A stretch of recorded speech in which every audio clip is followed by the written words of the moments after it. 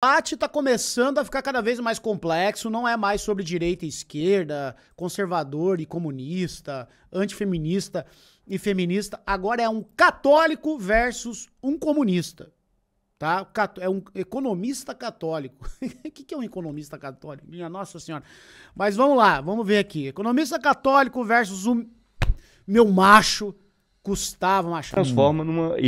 Olavo, Posso comentar? transforma na descrição de um fato histórico, na exposição de um fenômeno histórico. Quer 2 minutos para comentar sobre isso? Não, a temática do amor livre ela era geral no movimento socialista. A temática do amor livre era geral no movimento socialista. Né?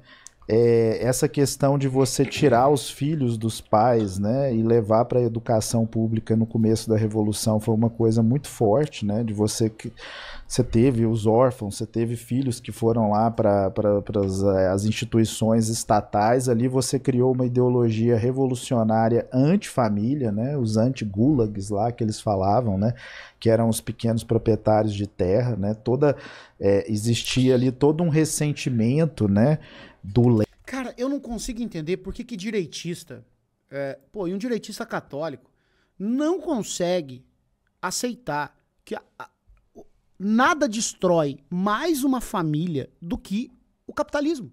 Não existe nada, zero, assim, nada que chegue próximo do capitalismo. Porque você pode até argumentar o seguinte, olha, Luigi, se o Brasil virar comunista, de fato, o comunismo vai banir a religião, vai banir a família. Mas isso, cara, isso é um e se? E se acontecer?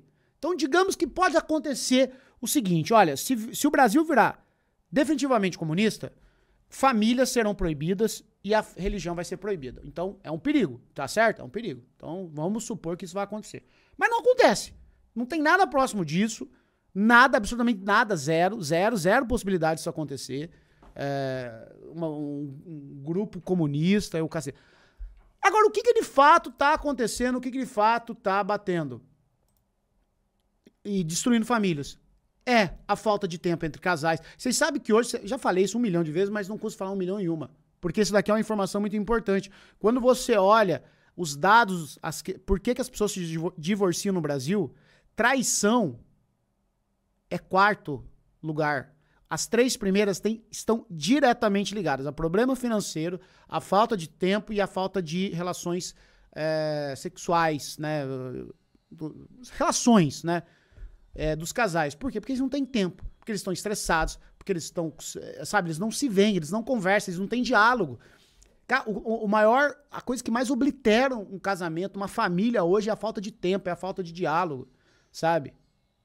Então, ficar batendo em espantalho, o comunismo lá da União Soviética, que se lasque, sabe? Que se lasque o comunismo da União Soviética, destruir família, não destruir família, que não tem a ver com isso, sabe? Com todo respeito, isso é um papo que me enche o saco, eu não tenho mais paciência nem pra ver esquerdista falando essa porra, e nem direitista, eu não aguento mais. Sabe, 5 anos fazendo live aqui, eu não aguento mais o comunista falando essa porra, eu não aguento mais o direitista falando essa porra, que se lasque a União Soviética de 1900 e burdoada, sabe, nós estamos aqui no Brasil 2025, o que tá destruindo a família brasileira é a escala 6x1, é a falta de trabalho digno, é a falta de tempo, é a falta de moradia, é a falta de tempo de lazer, pro pai poder ficar ao lado do filho, pra mãe poder ficar ao lado do filho, pros pais poderem ter relação, pros pais ficarem juntos, sabe? É isso que tá destruindo famílias, cara. É isso que tá destruindo família. Mas que lá na União Soviética, em 1930 e coisa, o Lenin falou a coisa dos gulags, que se lasca esse negócio, chega. Não aguento mais, cara. Com todo respeito aí aos meus amigos comuns, eu não aguento mais, cara. Não aguento. Porque é isso. Porque as famílias estão em perigo, porque veja bem, uma vez lá...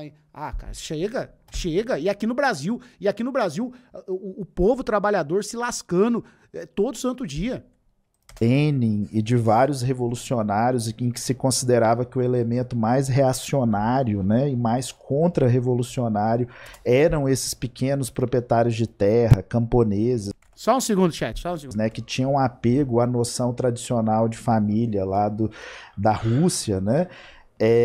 E na medida, e assim, você tem todos os relatos, inclusive de estrangeiros que viveram o começo da Revolução Russa, o amor livre, né? Existe lá toda a militância da Kollontai, como você mencionou aí. Então, negar fatos, entendeu? Você pode sempre falar, não é mentira, isso não aconteceu, esses caras estão inventando, eles estão exagerando, né? A existência do ideal do amor livre na tradição comunista, socialista, né? Inclusive começando ali com Engels, né? Naquela ideia da existência de um matriarcado original, né? Dos estudos lá do Henry Morgan nos Estados Unidos, né? Que era aquela ideia de que os indígenas americanos davam sinal de um matriarcado original, onde todo mundo transava com todo mundo, ninguém sabia quem era o pai.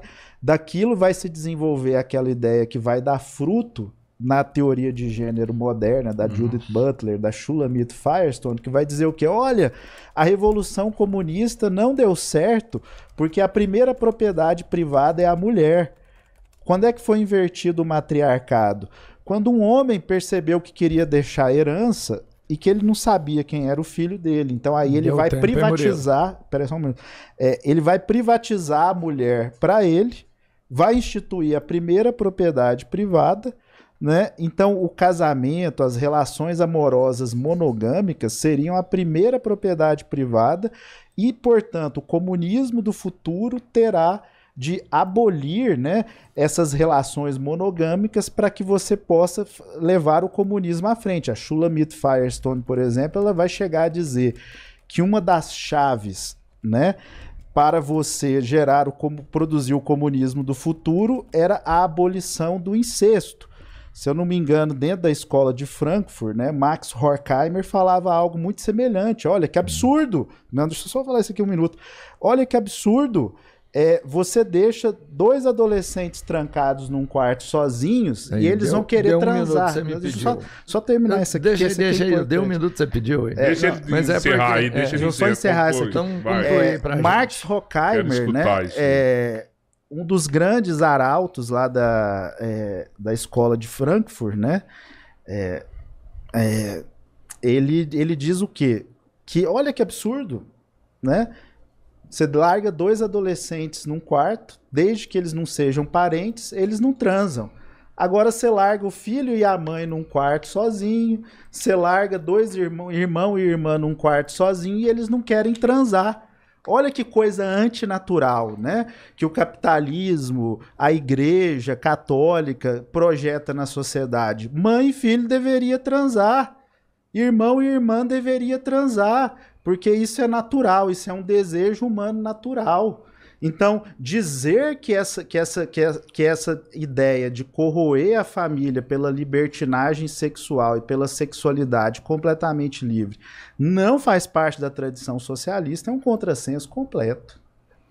Quero responder. Você vai ter 4 minutos. Quero responder. Que é o mesmo tempo que ele teve. Era para ter acontecido em 2. Essa foi Você mal. concorda com isso aí? Olha, então você vai ter 4 minutos, beleza? Beleza. Eu acho que tudo que o Murilo falou aqui deveria ser feito um corte, assim, da síntese da metodologia Olavo de Carvalho, tá? E não falo aqui usando aqueles jargões e tudo, não. Então vamos lá.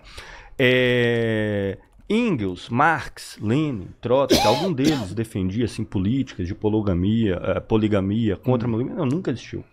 Na Rússia pós-revolucionária, teve algum programa anti-monogamia ou pela Nunca. Nenhum programa, nenhuma política, nenhuma ação. Não. Então, o simples fato de que naquele grupo de pessoas que compunham os bolcheviques, tinham duas que individualmente defendiam o tal do amor livre, daí ele se faz uma dedução histórica. Ah, não, então tem um monte de órfão lá, foi por causa deles.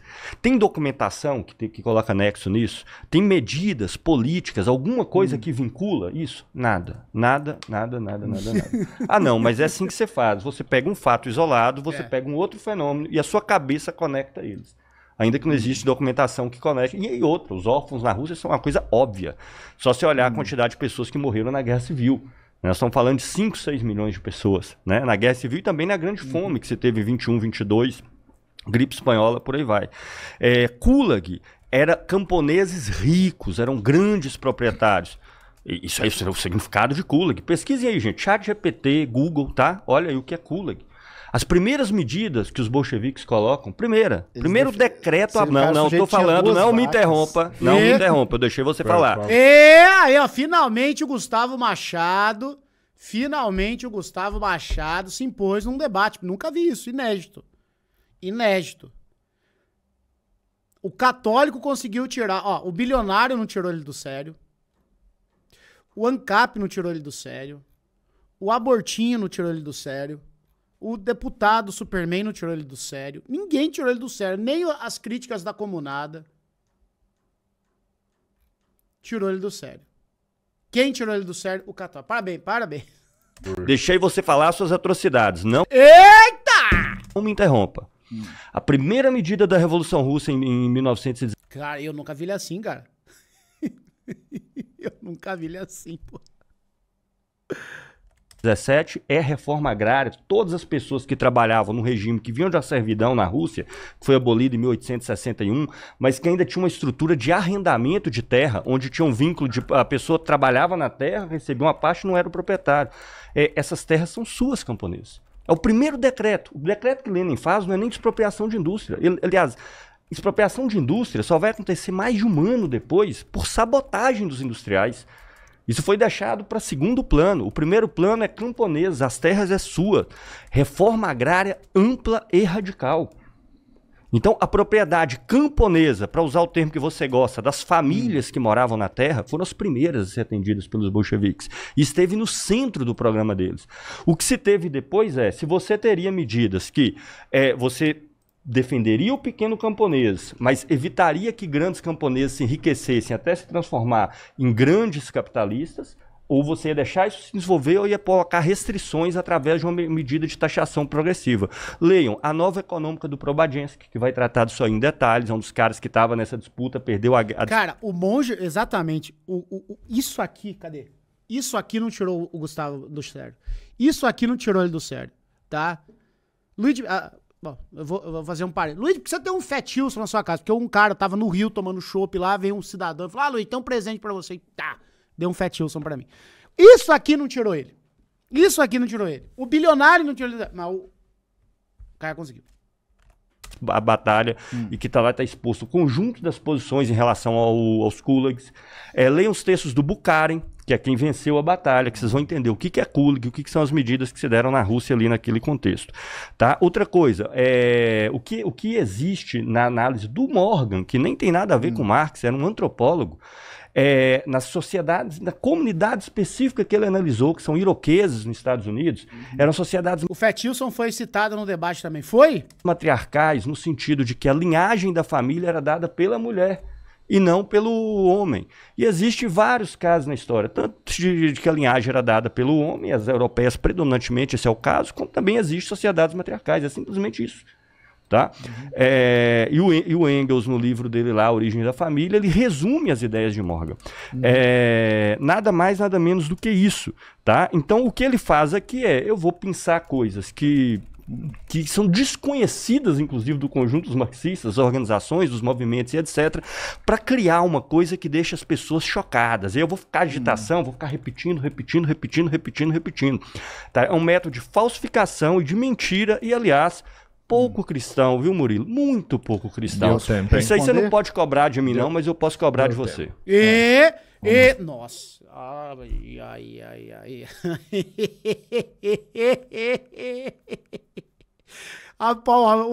Tiraram ele do sério.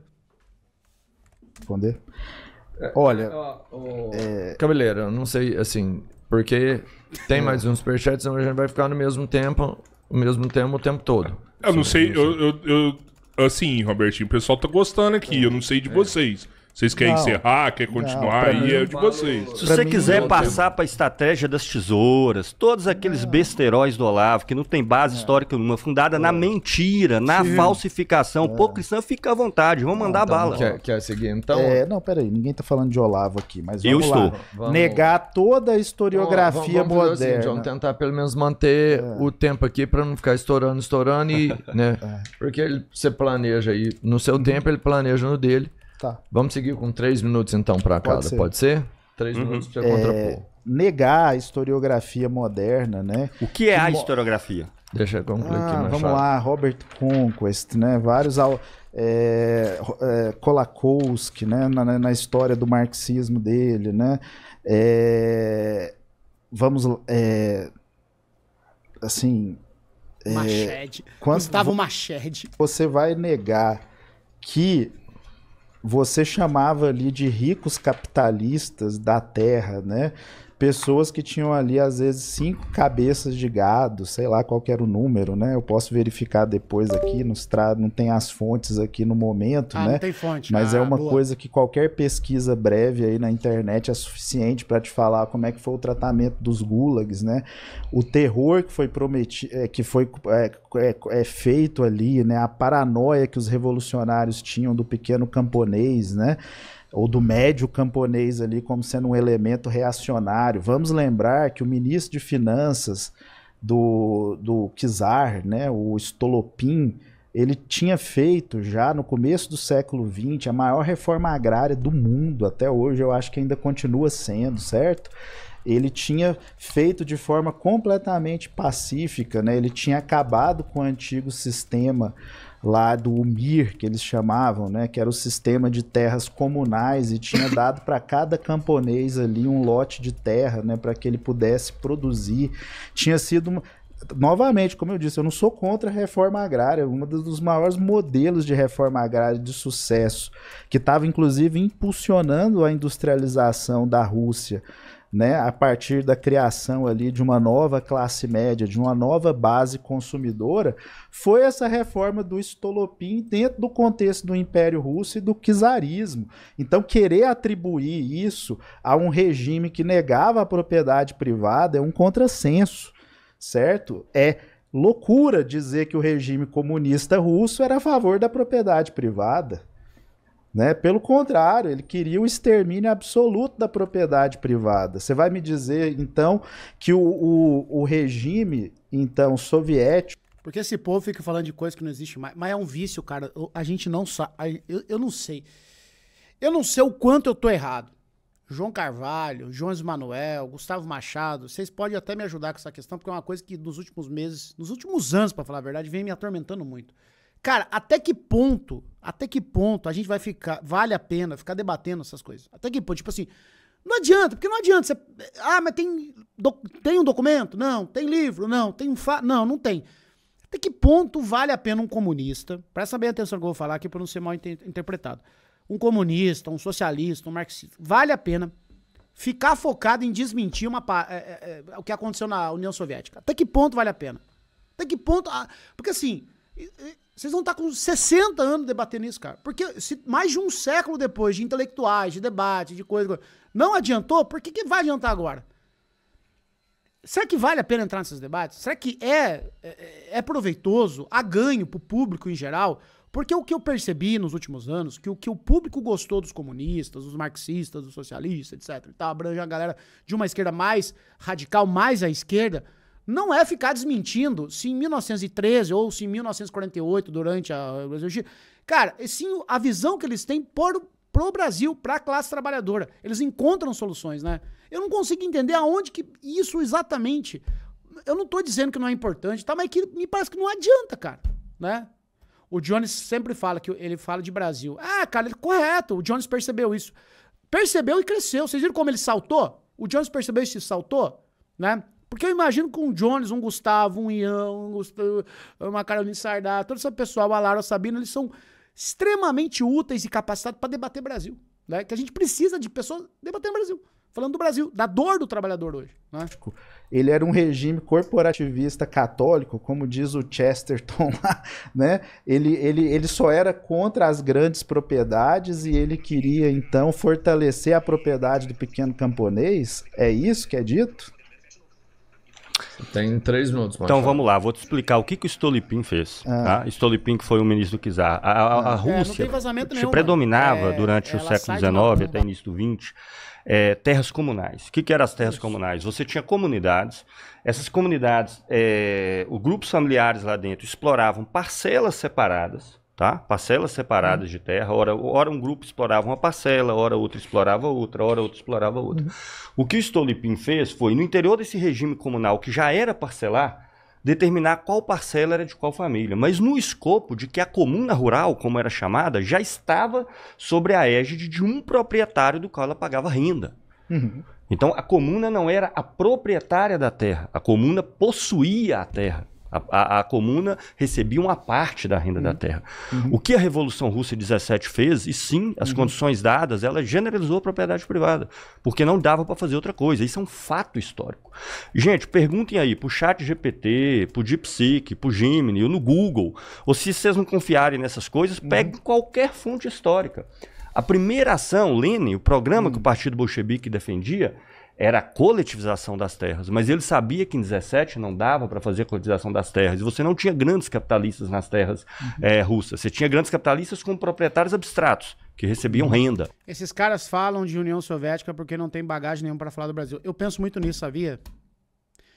E aí os comunistas caem na pilha. Eu também acho, sabia? Eles não conseguem se concentrar num problema real, material do brasileiro hoje. Como é que você resolve o brasileiro? O cara que tá trabalhando demais, o cara que tá sofrendo demais, as famílias destruídas. Como é que você resolve o problema, por exemplo, de um católico que não pode ir na missa domingo, que é coisa mais sagrada para nós, assim, né, de ritualística, da semana, porque ele tá numa escala 6x1. Como é que a gente resolve esse problema? Olha, na União Soviética, olha, na China comunista, olha, em Cuba, se lasque, cara. Com todo respeito, assim, não é que eu quero que ele se lasque, entendeu? Mas, e aí? Vamos falar, esse cidadãozinho, essa cidadãzinha, como é que a gente faz pra ela ter tempo com a família, com os filhinhos e formar uma família feliz, saltitante, cristã? Como é que a gente faz?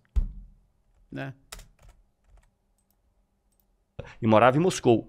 Agora, você tinha pequenas famílias camponesas que trabalhavam em terra com o título de propriedade, não era ela. Primeira ação da Revolução Russa, primeiro ato. Tá? O primeiro ato do poder foi dizer que todas essas terras fossem propriedade das pequenas famílias camponesas. Sobre os gulags, não é 5 cabeças de gado, não. Porque houve toda uma disputa lá dentro. Mas vou defender o Gustavo. Não tô falando que o Gustavo tá errado, não. O Gustavo tá certo. Tô falando que inevitavelmente, esses debates chegam, tá ligado? Com o Breno aqui, a gente falou muito disso. Durante muito tempo, algum grupo que venceu dentro dos partidos bolcheviques, que tinha Bukhari como uma das principais expressões, baseava no enriquecimento dos gulags. Esses grupos se tornaram muito poderosos, muito ricos lá dentro. E um grupo de dentro dos bolcheviques defendia isso. Depois Stalin deu a guinada e veio para um genocídio total com relação à população camponesa. Agora, a primeira ação... E agora o chat... Da Revolução não fala do Stalin. Russa é a reforma agrária radical, a terra para os camponeses e o problema dos camponeses pobres. Faz outra experiência, pega os textos de Lenin de 1917. 40, 50% dele tem o pequeno camponês como centro. Peguem aí no marxismo.org e leia aleatoriamente. Pode ler aleatoriamente, que você vai ver que é um tema onipresente, era preocupação central. Isso é um fato histórico. Sinto muito, é um fato histórico, não tem muito o que se discutir. E o que Stolypin fez foi dissolver a Comuna Rural Russa. Sim, não foi fazer reforma agrária, foi dissolver a Comuna Rural Russa. Machado, o Experimentos Aleatórios mandou aqui. Pergunta pro Machado se agora, a mulher... Agora é uma pergunta pro... a do Machado é que eu tinha feito a do Murilo, agora eu vou fazer pro Machado. Beleza, tá certo. Pergunta pro Machado se a mulher tem o direito absoluto e restrito ao aborto. Como fica o papel do homem... quando o feto é gerado de comum acordo.